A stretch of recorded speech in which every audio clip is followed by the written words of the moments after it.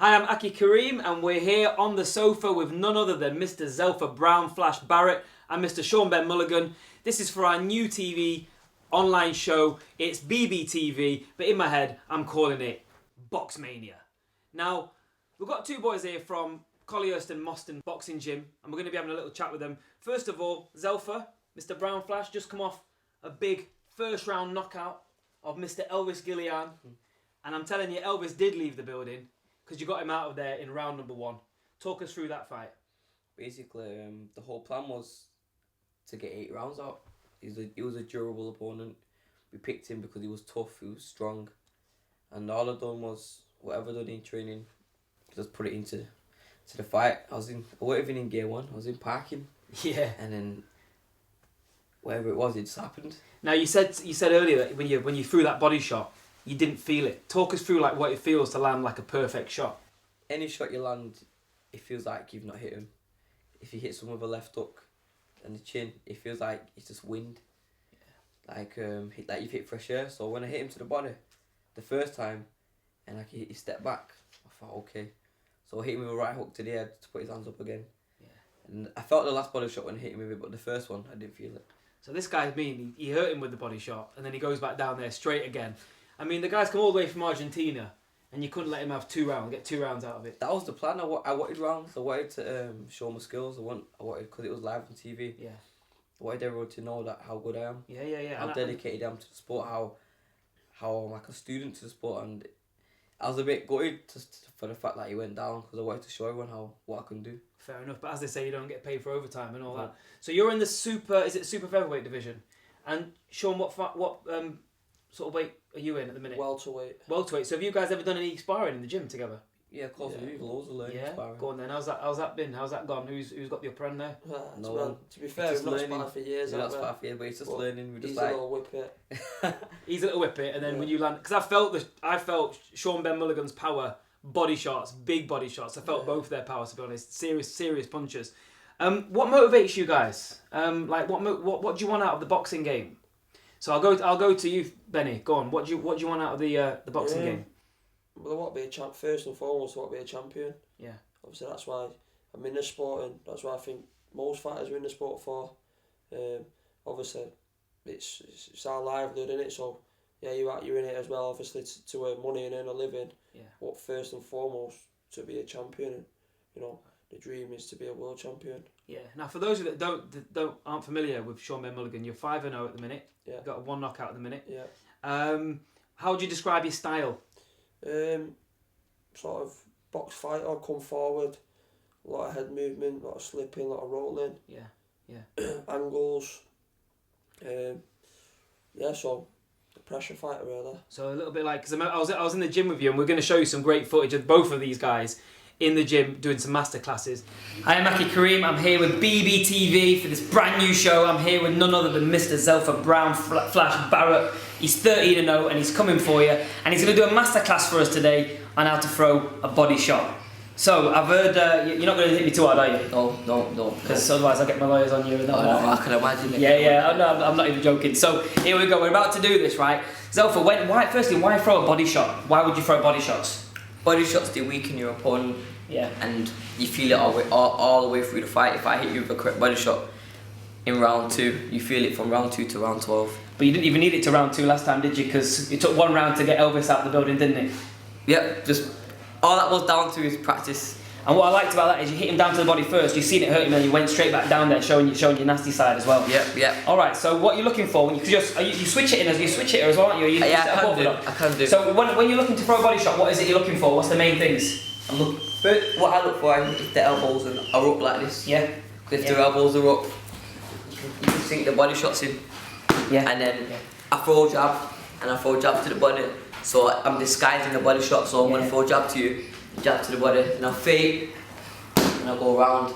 Right. Okay. I see. And the different ways to walk someone onto a body shot, or is it generally the same sort of setup? Different fighters have different ways. Some fighters are aggressive. Yeah. And they come forward. So if I'm an aggressive come forward fighter, how are you going to get that body shot in? I'm going to hit you with the jab. Yeah. Keep hitting me with the jab. Yeah. I'll shoot it through the middle. Yeah.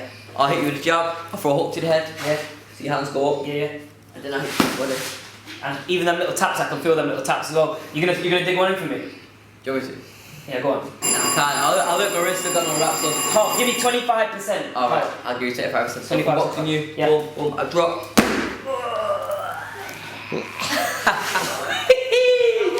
That was 25%, man. 25%. I was 45%. Alright, okay. Elvis went down, he didn't go down. I know you go down, you took that. You took it, man. I stayed up on my feet there. And what if the fight's a southpaw? How would you move into position here? So if I touch you, then I shoot you straight down the middle. Yeah. Or come on the side. Okay, so would you, any young fighters coming up, would you say to them, make sure you're getting the body shots in, make sure you do the work to the body? Basically, the body doesn't move. The head moves, yeah, but the body doesn't move. So it's a bigger target.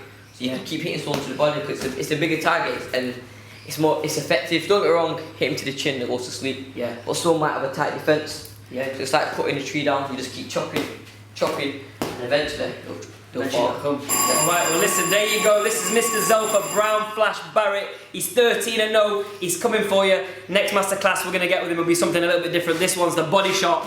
Power! And Zelpha, what motivates you then as to fight? To be a world champion.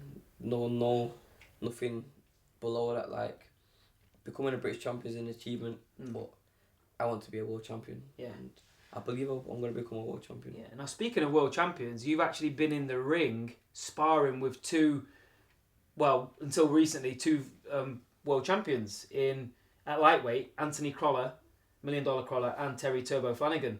You sparred with both of them. Now I suppose you can kind of get what angle I'm coming at next. Of course. Who's better? You know what?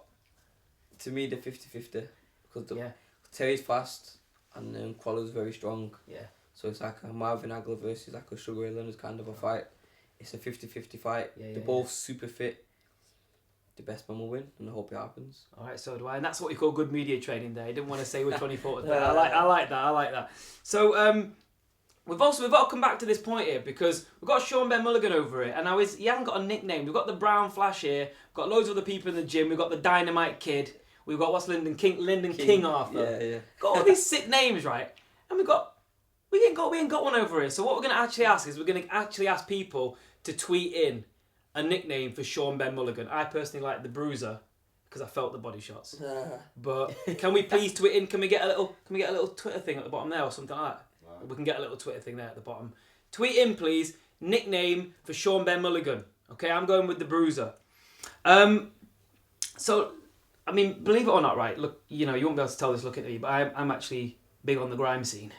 Yeah, UK grime. Now, I've noticed that you've popped up. I've noticed that you in particular have popped up in a couple of Bugsy Malone videos.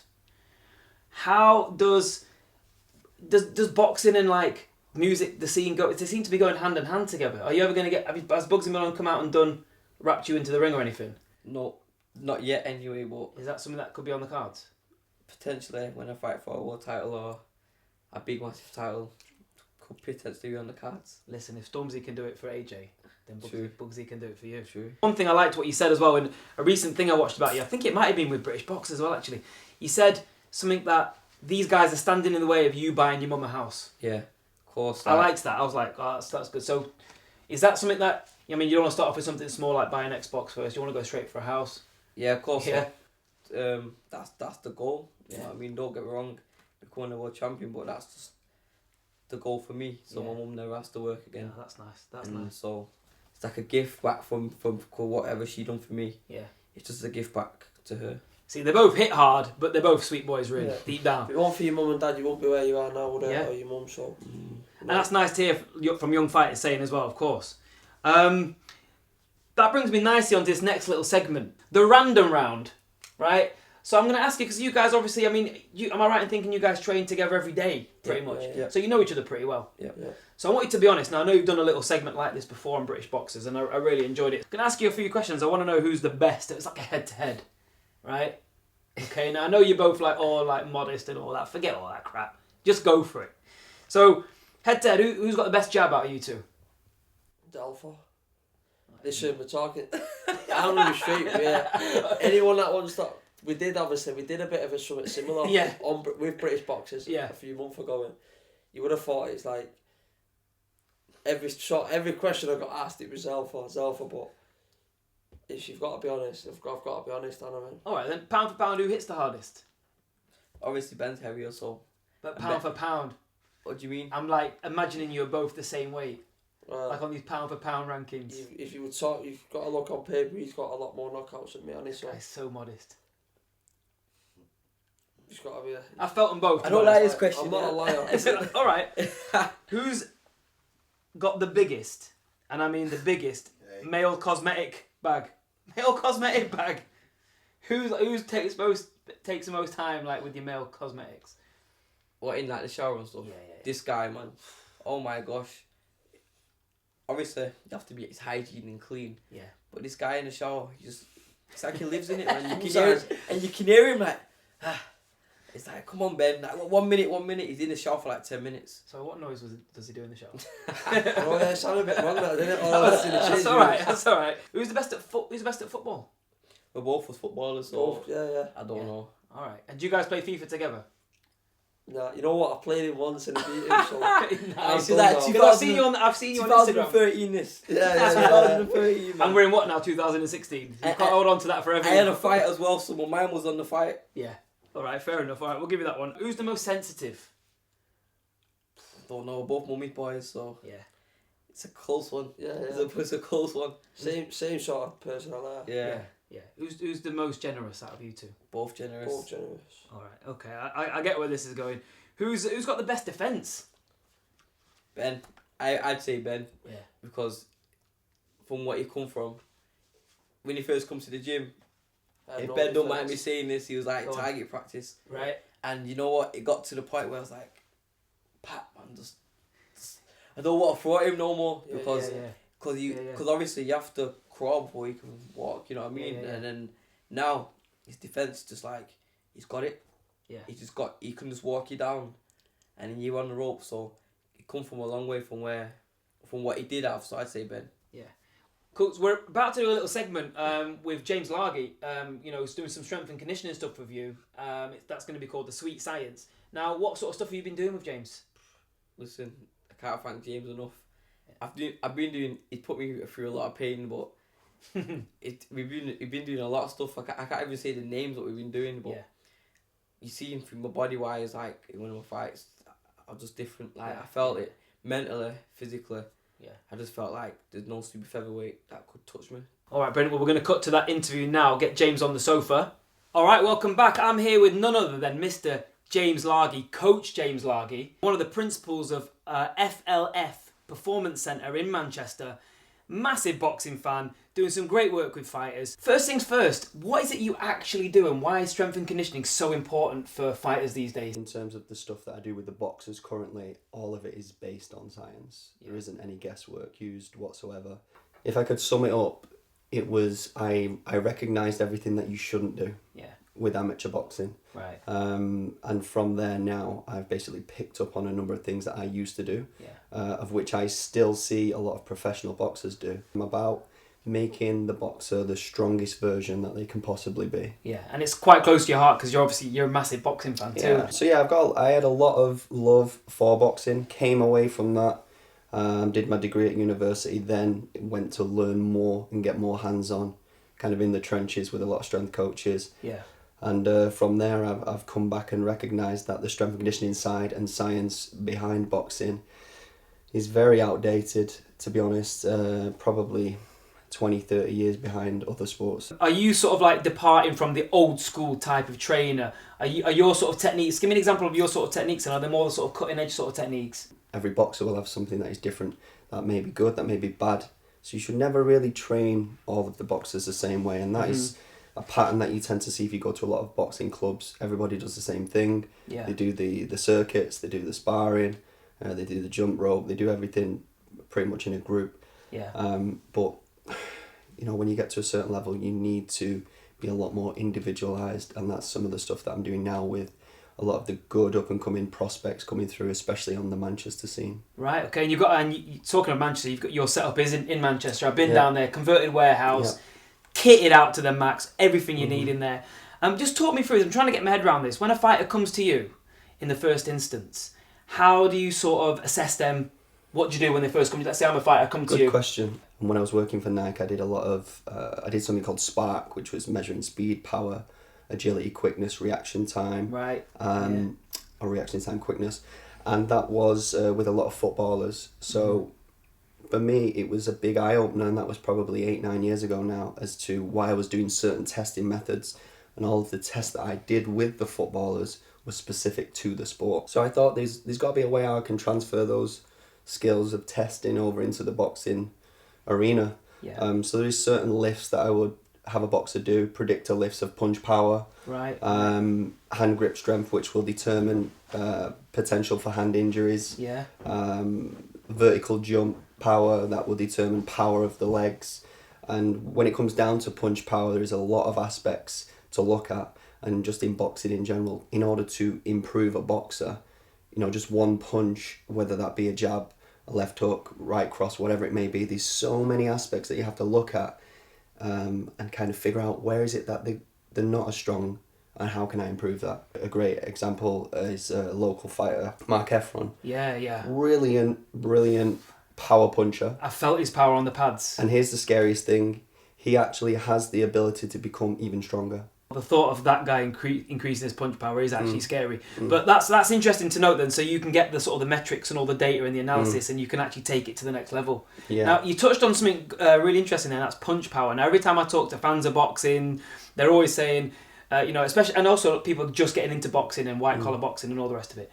They're always looking for techniques and how to improve their punch power specifically. And this segment is called The Sweet Science. So can you give us a little bit of a lowdown on how to increase punch power? Is there a way? Oh, well, yeah, of course. So there's certain markers that I look for with boxers, and certain markers that I've created based on my experience in boxing, my experience testing other athletes in other sports, and also testing a variety of boxers and saying, okay, this guy's got incredible punch power, whoever it might be. This is what he scores on this, which is a predictor of punch power. So I'm going to use him as a benchmark. So I want every boxer to be chasing after this guy's punch power. Yeah. And the way I see them doing that is get them chasing after the numbers in the gym of what the strongest puncher is doing. So typically speaking, underhand chin up, you want to be looking at half your body weight attached around your waist. That's a good marker. Incline bench press is a brilliant marker as well for a straight punch. You want to be looking at maybe 1.25 times body weight for that to be a good mark. So for example, 100 kilo boxer wants to be doing an incline bench press of 125 kilo. So that should give you an idea based on your fight category. Times it by 1.25, and that should give you your marker of what you're aiming for.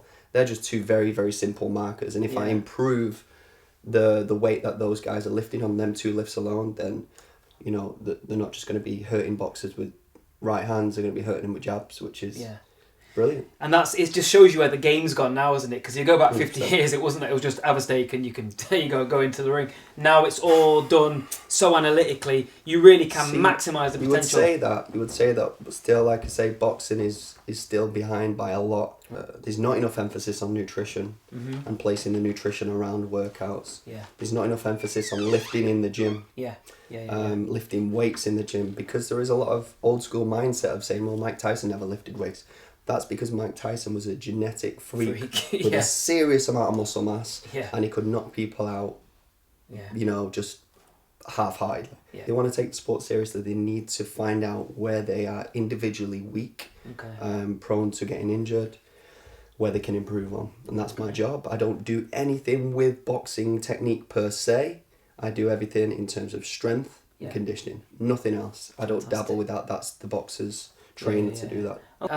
Can you just tell us a little bit about where we can get in, if anyone wants to get in contact with you, where they can get in contact with you, and where the gym's located? Yeah, the FLF Performance Centre is not too far from Piccadilly train station in Manchester city centre. So it's a really, really good location, local to the train station, maybe about 200 metres. It's a 7,000 square foot performance centre. It's got equipment from all over the world. Yeah. We've got very good connection with Salford University labs, so we get in there and do VO2 max testing, blood lactate testing. Basically, you can find me through the FLF Performance Centre or Coach James Lager. Yeah, brilliant. And just one last question for me personally: how do you get those big guns that you got there? What do I have to do to get them? That's a secret that I'm gonna keep, but Will you tell me off camera? I'll tell you off camera. All right, sweet. Okay. All right, well, listen, you've heard it from clearly you absolutely know your stuff inside and out, and you're passionate about not just boxing, but just working with, enhancing people, Yeah. you know, to the best of their ability. This, of course, is Mr. Coach James Largy. Check it out. FLF Performance Centre in Manchester. You heard it. So we've just had James there, and obviously he really knows his stuff. So, I mean, you just mentioned there that you sparred with Terry Flanagan and Anthony Crawley. We're going to just go over now to have a little look at this interview we did with Terry Flanagan. So let's have a look at this. Yep.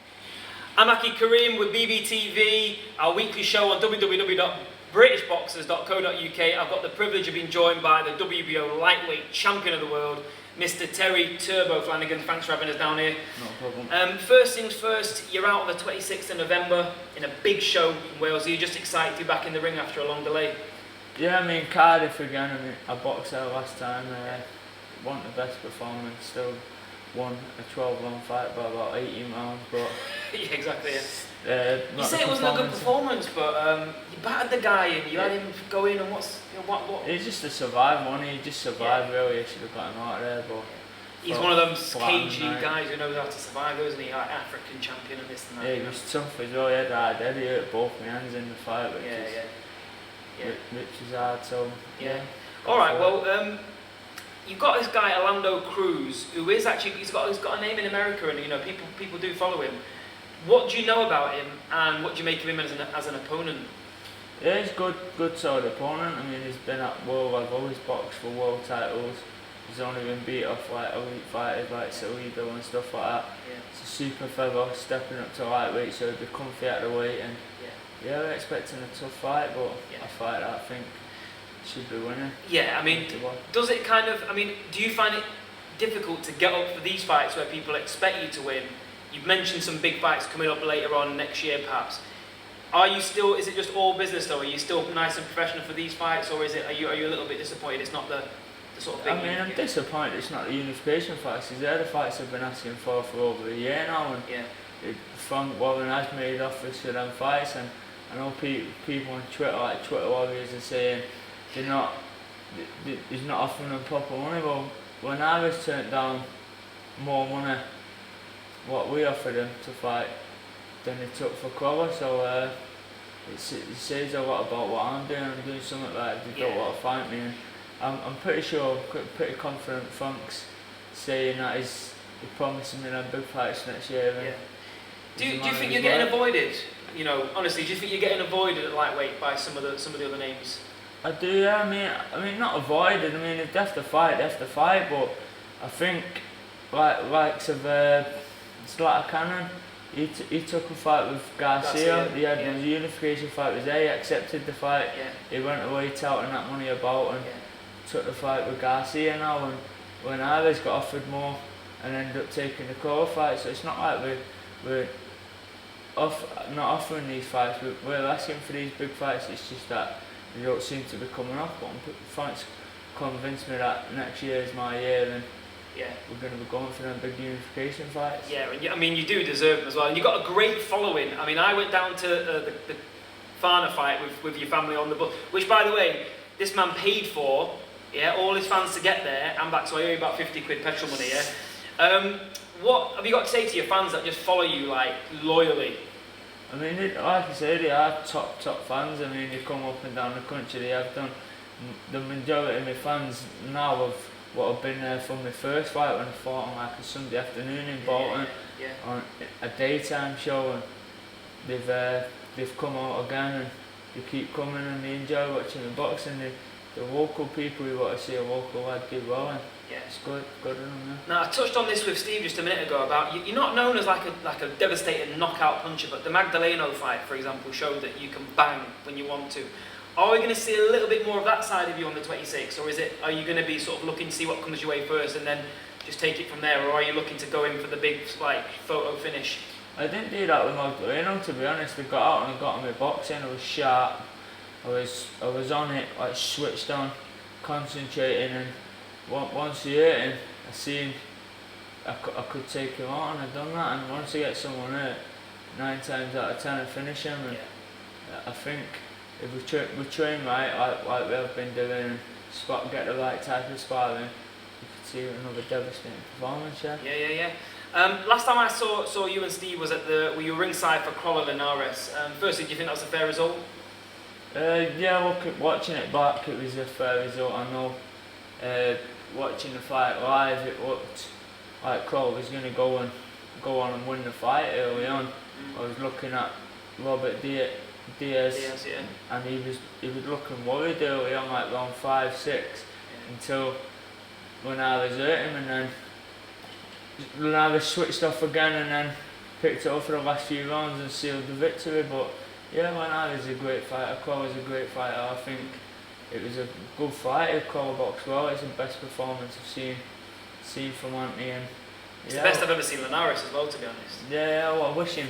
Linares is a quality fighter. He's he's world class operator. He's been up at that level for years now. I can remember watching him 6, 7 years ago and thinking what a fighter he was. So he's even more experienced now. But Anthony can hold his head high, and I wish him all luck in the rematch. It was nice to hear you say that, and well said. But like you know, I didn't want to bring too much into it about Anthony, because I know you get tired of people asking you about this big domestic fight.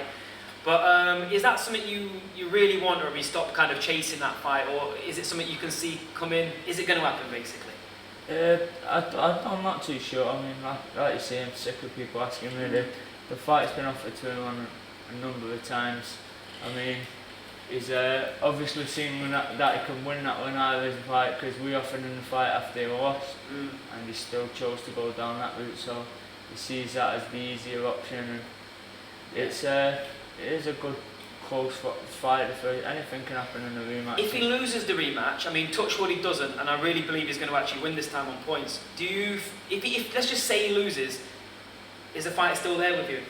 I don't know. I mean, coming off 2 losses, it's hard, isn't it? It's whether the public are going to demand it. They want the fight in a minute, so I've said yeah, we'll get it on. But like I say, I'm looking for them big unification fights. I'm not going to be a lightweight forever. I mean, I'm growing out the weight rapidly, and if the fight doesn't happen early next year, or it's something at the latest, I can't see the fight happening.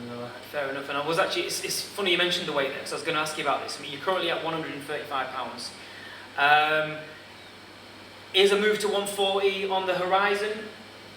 Well, we got offered the fight at 140. I mean, there was talk of Crawford vacating his WBO, and with us being a champion below, we'd automatically step up and fight for the vacant title. But at the minute, I'm making lightweight. I think we can get them unification fights. It'd be great. Yeah, I mean, I was looking at the 140 pound division this morning, and 2 names jumped out at me that you could go in the ring with. I'd love to see you in the ring with. But one was Broner. I mean, he actually might even be coming back down to 135 pounds. Yeah, Broner stylistically, I think my style beats Broner the way he is. He hates people with a big engine, doesn't he? Yeah, I'm fit, and like what's it called, my Dan had done to him. He just beat him up, but I think I've been more clever, use my feet, step back, so I think that's a fight I could win. And like I said, there's Ricky Burns as well, he's also up there, but he's a WBA champion now, isn't he? Yeah, rival promoters, and I can't see that fight happening, but if I could get my hands on a belt up at 140, possible unification fight. Yeah, I mean, you mentioned their rival promoters, do you reckon that's a factor? The fact that, I mean, Queensbury and Matchroom, perhaps they don't get on too great. Do you think that's a factor which might hinder you from some of these big fights? Not really, no. I mean, the big fights are out there, and it's down for them to make them happen, the promoters. But I think it's more of an excuse really sometimes, where people look, he's with a different promoter, I'm with a different promoter, the fight can't happen. But it's easy, mate, because they've worked together before now and made them fights happen. So why not do it again? Fair enough. And you're from a sporting family as well, actually. Your sister Chelsea's played this high level of football as well. Is it what's in the genes that just makes you guys, like the Flanagans, sporty? I know, just a good sporting family, because there's 6 of us, including me, 1 brother, 5 sisters, 4 sisters. We're all. Is little Jake going to be a fighter one day, do you think? Jake does a bit of boxing. He comes in on Thursday night, and he hit me a couple of times on the end, and I was feeling it. Bit with the amateurs, and the old amateur coach, he says he's better than I was when I was easy. So nice. Hopefully we can. All right, just before we sort of wrap this up, and it's been a real privilege talking to you. I really appreciate it. In terms of, I've been asking a lot of the fighters this: who's your favourite fighter of all time? Past and now current. Who's your favourite fighter past? I'd probably say Joe Calzaghe Yeah. past Yeah. and Manny Pacquiao today. Yeah. I mean, two southpaw fighters who I've looked up to from being young, and Yeah. both got good engines, both high work rate, both fast, speed, skillful fighters who try and emulate my style a bit on them. Nice. And the last question I'm going to ask you: Do you see yourself as the best lightweight out there in the world? Yeah, at the minute at 135, I do think I'm the best out there. I mean, say there's good fighters out there, but it's got to have them fights to prove it, and I'm looking to do that. I mean, there's big fights out there, and hopefully we'll see. Thank you very much. Yeah, I really appreciate spending some time with you. So this is the WBO lightweight world champion, Mr. Terry Turbo Flanagan. He's out on the 26th of November. Make sure you tune in. I'm Karim. It's BBTV, our new weekly boxing show. Power. Okay, so some great footage there from Terry Flanagan. I mean, what do you guys think of Terry and what he's done for Manchester? Current WBO lightweight champion.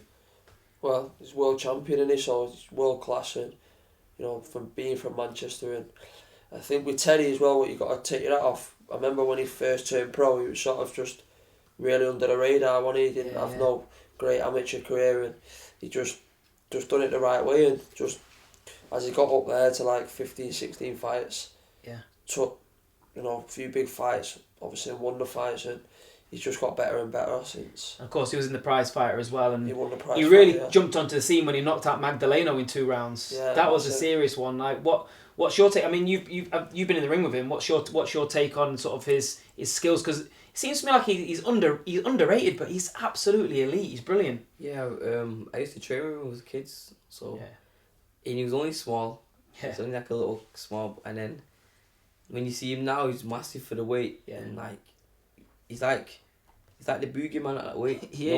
No one's know how to fight him because he's a southpaw. He's very awkward. He's very quick.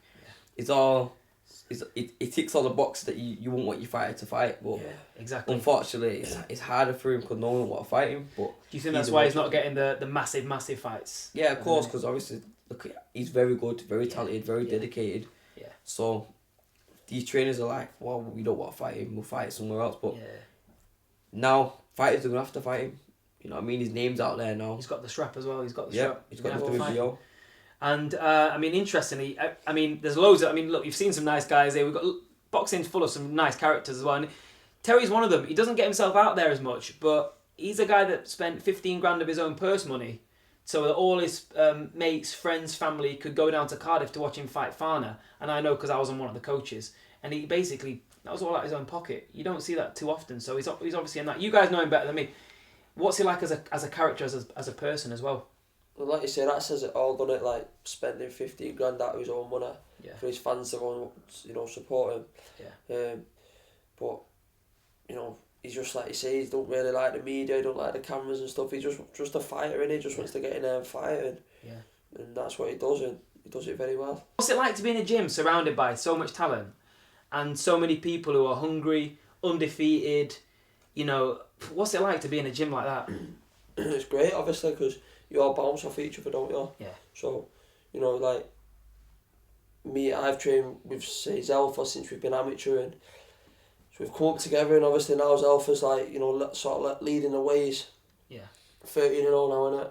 Yeah. Obviously boxing on television and that, so it's good because, when you've come from the start, from the bottom, you can see then, like, it gives you that belief as well to know that, if he's doing it, then I can do it, do you know what I mean? Yeah. You all learn off each other, and obviously you've got the lads, but Pat, our trainer, Pat and Paula, I believe world-class trainers, so they're leading the way, aren't they? Yeah, and what's it like just to sort of under the tutelage of Pat Barrett? Because he's, I've met him a few times now, and he's really passionate about the sport, but he's a hard trainer, isn't he? Yeah. He's a hard trainer. What's it like to actually to be under that sort of tutelage and that sort of hard old school style?